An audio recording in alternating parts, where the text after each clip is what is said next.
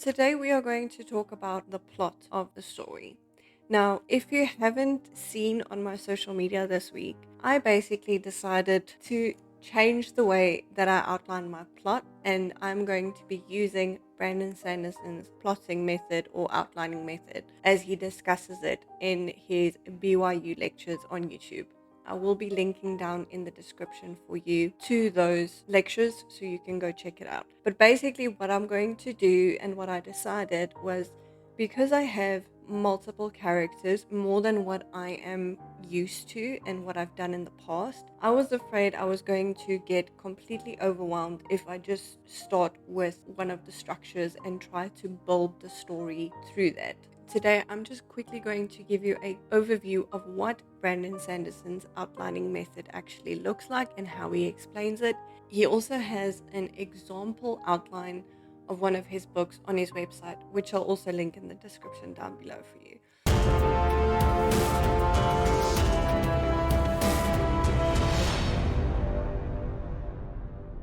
So, what he does is he starts off with writing a plot overview.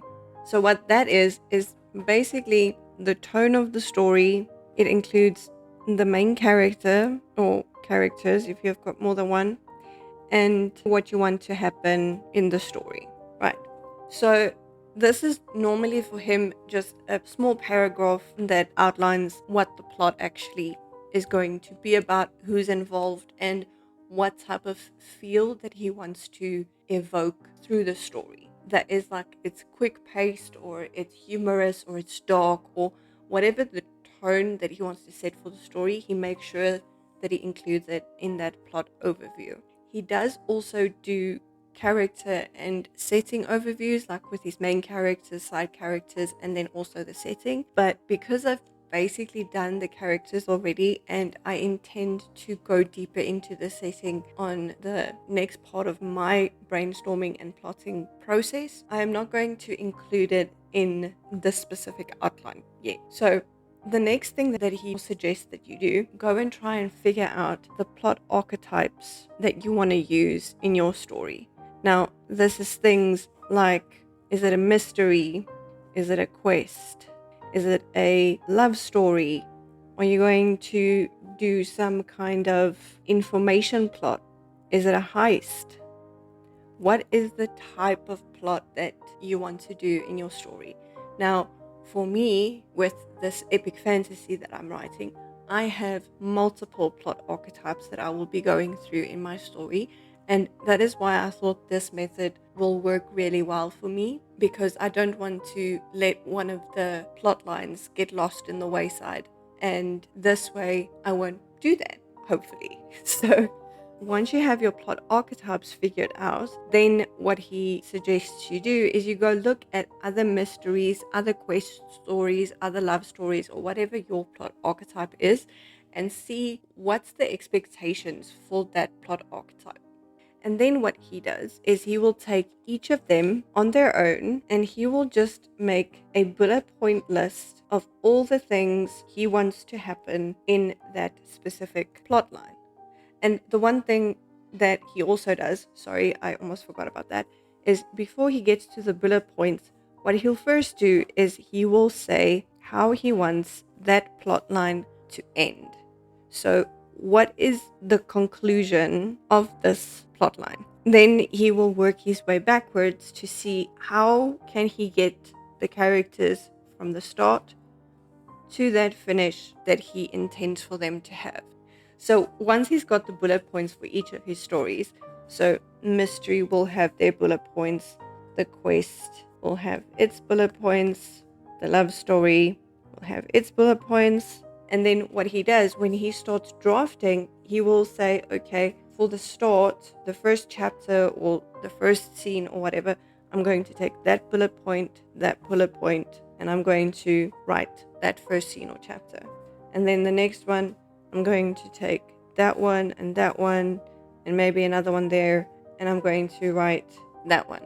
And then once he has written the story, or as he writes the story, he will go and he will write a narrative outline.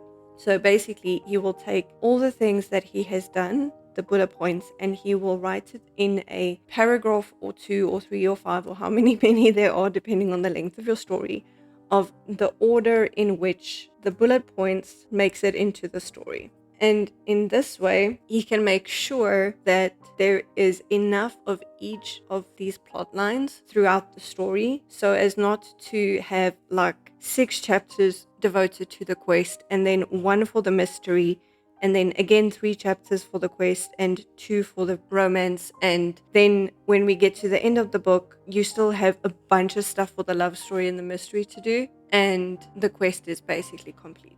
So this way, he can get those plot lines weaved together in a cohesive and almost natural way. So that's basically what I am going to be doing today. Let me show you quickly what I have actually already done. So random notebook. So basically, I have already done the plot overview and the structure, or those threads that I want to have, and I have established the endings of each of those threads.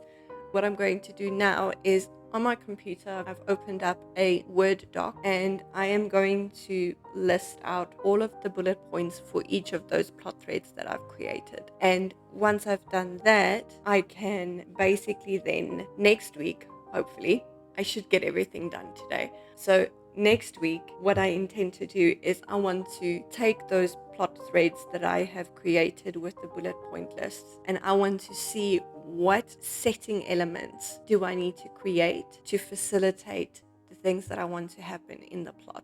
And by doing it that way, I can make sure that I only include setting pieces that are relevant and important to the story. So that is what I'm going to do now. So I'm going to work out my bullet points for the different plot threads so that we can move on to the setting for next week.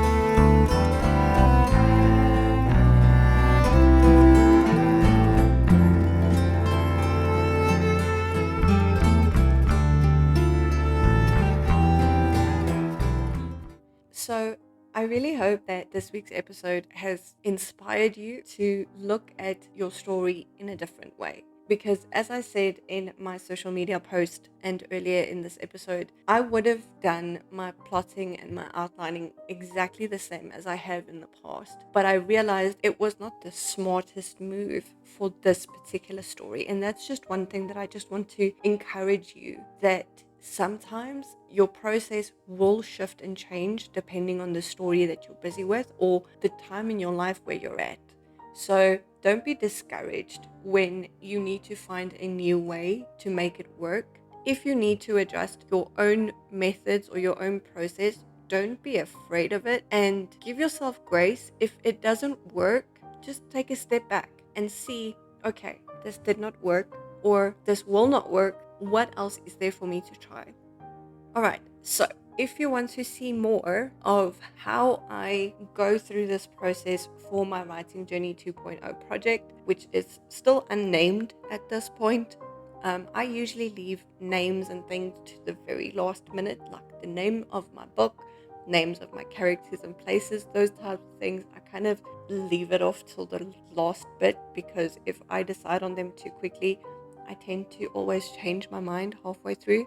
So if you want to see more of how I go through the process and how I do it, then please consider subscribing and clicking the notification bell so that you don't miss out on any of the future videos. And as I said earlier, I'm hopefully going to get to figuring out the exact setting pieces that I need for the story that I'm writing. And I will be using some of the pieces that I have brainstormed in my free writing sessions that I did in that first week that I talked to you about my Writing Journey 2.0 project. If you've missed that one, you can check it out. I've got it linked up here and in the description below. But with that, thank you very much for joining me today. And until next time, may your creativity flow freely and your fingers dance upon the keys. Keep writing with joy and stay connected. Cheers.